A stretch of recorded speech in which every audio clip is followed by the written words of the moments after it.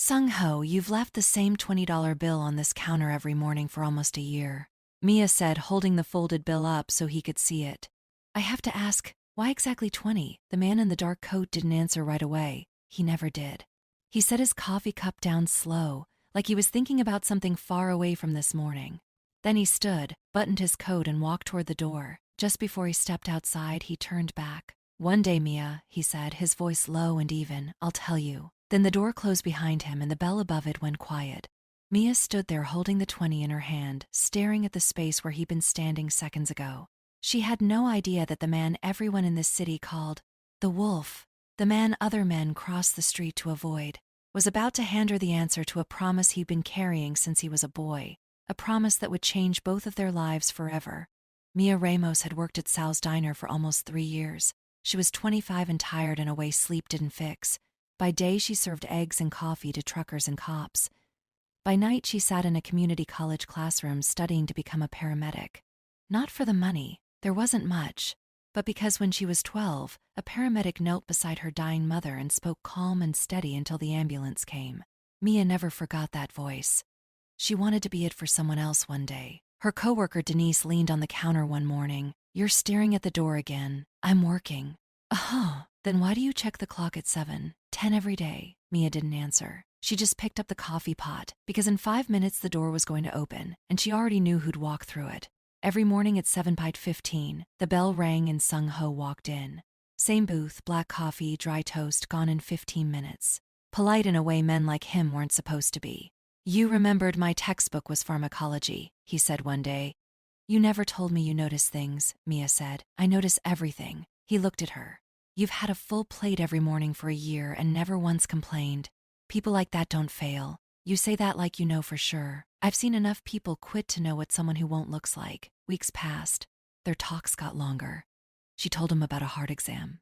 He told her once that his week had been long without saying why. Small pieces traded slow, like neither of them wanted to move too fast. One morning he was 15 minutes late, the first time ever. Mia found herself watching the door, then the clock, then the door again. Waiting on your boyfriend? Denise teased, just as the bell rang and Sung-ho walked in, rattled in a way she'd never seen. Sorry, he said. Something came up. You're never late, Mia said before she could stop herself. He looked at her a second too long. You noticed. Hard not to. Your booth looked empty. Neither said anything else about it. But something had shifted, quiet and small, like a door left open just a crack. He left, as always, a crisp 20 by his empty cup. That afternoon, black cars screeched to a stop outside an old warehouse. Men in suits cleared a path fast, and Sung-ho stepped out, colder, straighter, nothing like the quiet man from the diner. That's Sung-ho, a stranger whispered to his friend. Runs half the docks in the city. You do not want him looking your way. Mia's stomach dropped. This was the same man who asked about her pharmacology textbook, who told her she'd pass her finals, who said please and thank you like he meant it. Suddenly things made sense. The men who sometimes waited outside in cars with tinted windows, the way certain regulars went quiet when he walked in, the way he always sat facing the door. The next morning, she couldn't hide it. I saw you yesterday. Someone said people are scared of you. Some people should be, he said. Should I be? He looked at her a long moment. No, not you. When he stood to leave, he set down his 20 like always. This time Mia held on to it. Why is it always exactly 20? A year now. I need to know. His smile faded. He looked down at the bill like it weighed more than money should. Because that $20 saved my mother's life, he said quietly. Mia didn't say anything. There was something in his voice she'd never heard before. Not the calm, careful tone he always used. Something rower underneath it. Tomorrow, he said finally. Come early. I'll tell you everything. Okay, she said softly. Tomorrow. She barely slept that night, replaying the crack in his voice on the word mother. The next morning she arrived 20 minutes early before the lights were even on. At 7:00 sharp, the bell rang. He looked like he hadn't slept either. You came early, he said. You said you'd tell me everything. He sat closer than he'd ever sat before. Before I start, you should know, my father wasn't a good man, neither was I, for a long time. Mia's stomach tightened. She folded her hands on the table and braced herself. Tell me, she said. When I was 7, my father got arrested. He went to prison for a long time. My mother raised me alone, working 2 jobs, one in a diner, a lot like this one. He paused, smiling faintly at the memory, though it didn't reach his eyes. She never complained, not once, She used to say as long as we had each other, we'd figure the rest out. One winter, things got bad. We were behind on rent. There were nights she told me she wasn't hungry so I could eat. I found out years later that wasn't true. She was hungry. She just didn't want me to know how bad it was. Mia felt her throat tighten but stayed quiet, letting him talk. Then one morning, a man came into the diner, ordered coffee, didn't say much, left her a $20 tip. The next morning he came back, left another 20, saying the day after, every single morning for months. She never learned his name, he said. She just knew that every morning, some stranger chose to be kind to her when he didn't have to be. That $20 paid the rent some months, bought groceries, kept the lights on, got us through the worst winter of our lives. Before she died, she made me promise her something. What? She said, if life ever puts you in a position to help somebody the way that man helped us, don't you dare walk past it. His voice cracked slightly. She said kindness doesn't ask what a person's last name is, it just shows up. He set the 20 on the table between them, the same way he had every morning for almost a year. So when I finally had the money to spare, I started coming to diners like this one. And every morning, I leave $20, not because it's a lot to me anymore. He looked at her steady, but because once it was everything to somebody. Mia reached across the table and put her hand over his.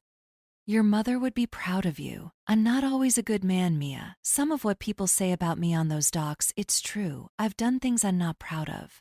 Maybe, she said. But this is true too. He didn't answer that. He just held her hand a little tighter. Months passed. Mia finished her paramedic certification that spring. Sung-ho sat near the back of the auditorium in a plain gray suit, clapping harder than anyone when her name was called. Afterward, he waited outside with white flowers, looking almost nervous. You came, she said, smiling. I told you I would. You didn't have to bring flowers. I wanted to. Their mornings at the diner slowly turned into evening walks, quiet conversations about nothing important. Her first ride along on the ambulance, his mother's old recipes. He never fully explained what he was doing outside the diner. She never fully asked. She'd seen the good in him with her own eyes. For now, that was enough.